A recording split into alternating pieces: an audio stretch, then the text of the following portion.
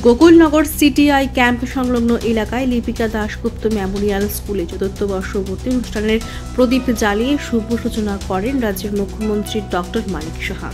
এছাড়াও উপস্থিত ছিলেন অনিমেষ দেববর্মা, বিধায়িকা অন্তরা সরকার দেব সহ আরও অন্যান্যরা। আমি একটু পড়ছিলাম আমাদের আর্টিকেল স্কুলের সম্পর্কে, সেখানে বলা হয়েছে যে তাদের আর্থিক অবস্থার উপর ভিত্তি করে যে তাদের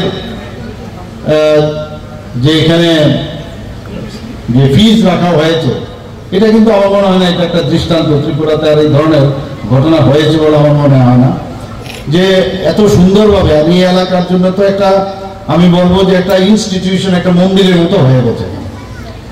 এবং এখানে মাননীয় বিধায়ক আছেন, বিধায়িকা আছেন, এসএমসি কমিটির উনি চেয়ারম্যান।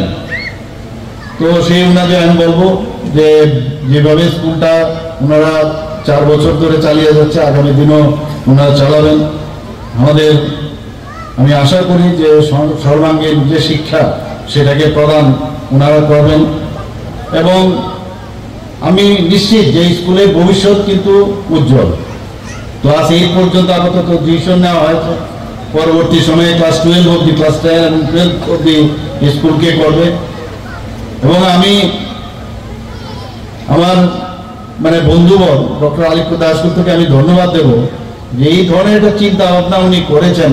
ওনার যে স্বর্গীয় স্ত্রীর নামে লিপিকা দাশগুপ্তের নাম দিয়ে, সত্যি মানুষ, আমরা তো কোনোদিন বাঁচবো না, কিন্তু কাজের মাধ্যমে কিন্তু আমরা বেঁচে থাকতে চাই।